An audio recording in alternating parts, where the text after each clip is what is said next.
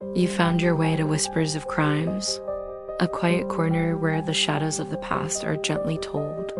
Here, we speak of real crimes and mysteries, not to shock or scare, but to wonder, to reflect, and maybe to help you fall asleep. So close your eyes, let your thoughts slow down, and come with me into tonight's case.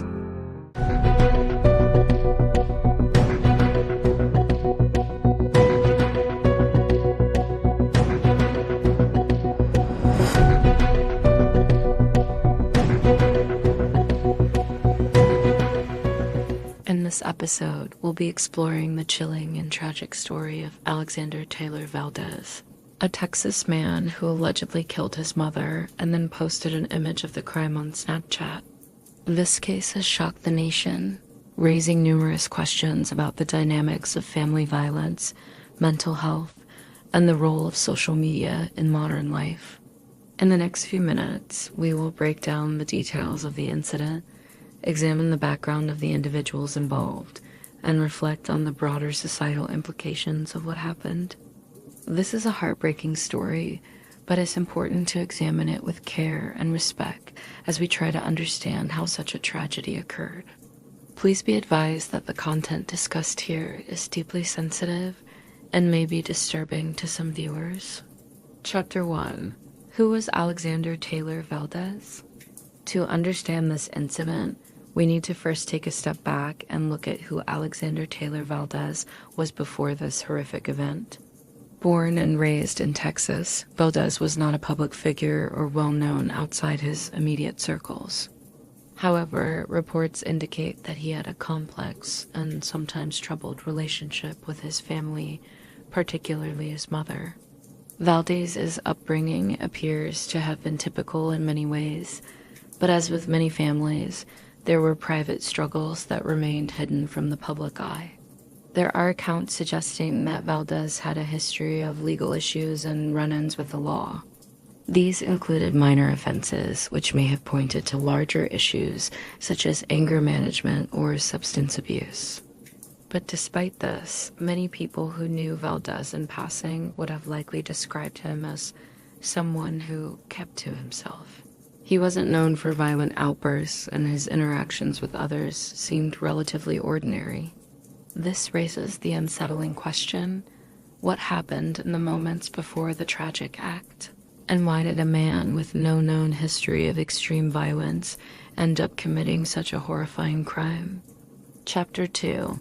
The day of the incident, the day of the crime, was filled with unexpected and tragic turns. According to reports, Alexander Taylor Valdez and his mother had been living together at the time of the incident. The nature of their relationship, although somewhat strained, did not suggest that a violent outburst was imminent. What we do know is that on that day, something set off a violent confrontation between mother and son. What led to this sudden escalation remains unclear.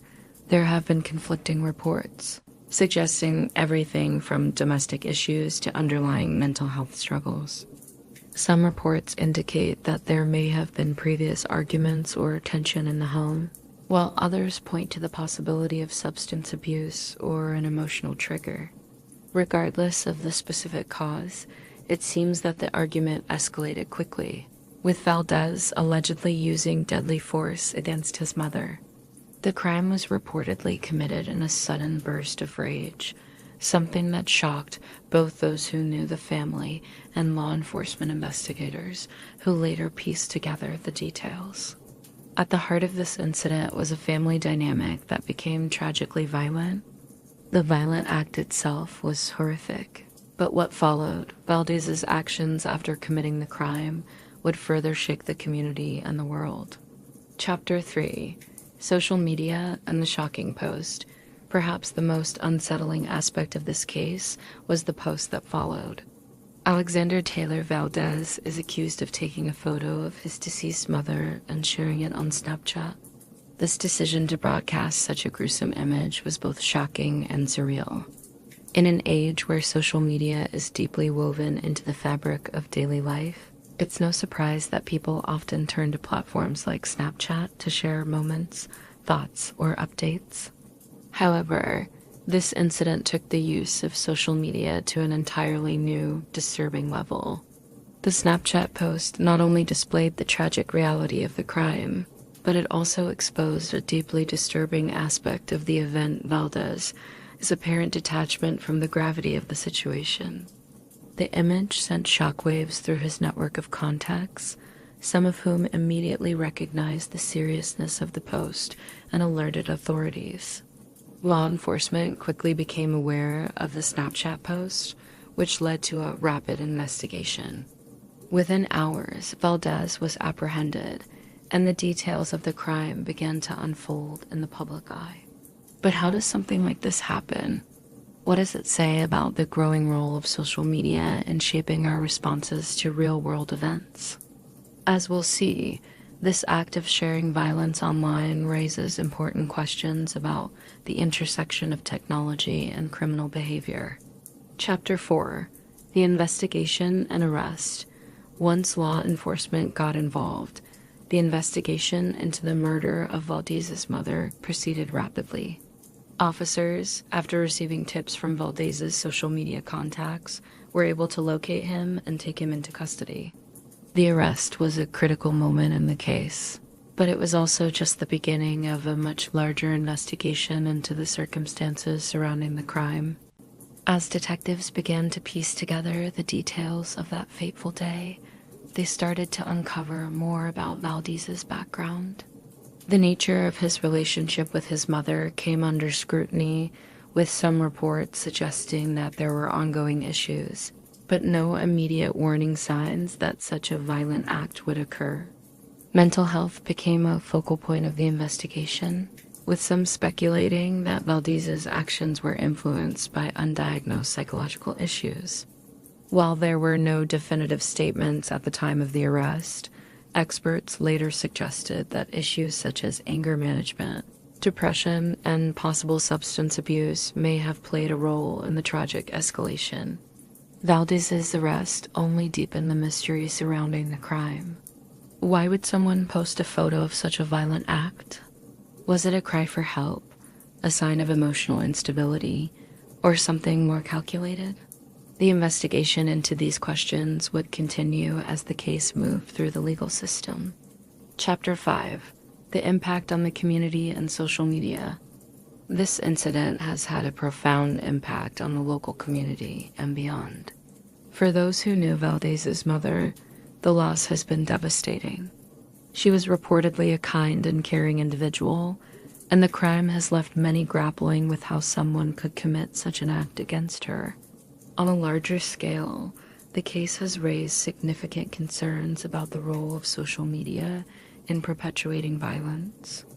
The decision to share such a graphic image on Snapchat, whether out of anger, mental distress, or some other motivation, has sparked a wider conversation about how digital platforms might be used to escalate violence. In recent years, we've seen a rise in the phenomenon of digital violence, where horrific acts are not just committed, but also shared in real time. The act of publicizing such a crime raises questions about the desensitization to violence, the mental state of the individuals involved, and the responsibility of social media companies in preventing such content from circulating. This case has also led to a call for better mental health support and intervention. For a society that increasingly turns to online platforms for communication and expression, the line between virtual and real-life behavior is becoming increasingly blurry. Could this tragedy have been prevented with earlier intervention, better access to mental health care, or a stronger social safety net? Chapter 6. Reflection and Conclusion. As we reflect on the tragic case of Alexander Taylor Valdez, we're left with several important lessons. First and foremost, this incident reminds us of the importance of addressing mental health issues before they spiral out of control. Valdez's actions may have been a result of untreated psychological distress, and this tragedy highlights the need for greater resources and support systems for individuals in crisis. Additionally, the rise of social media has fundamentally changed the way we experience and respond to violence. In many ways, Platforms like Snapchat have blurred the lines between private and public acts, allowing deeply disturbing moments to be shared with an audience in real time. This raises critical questions about how we, as a society, respond to such acts and how we can prevent further tragedies.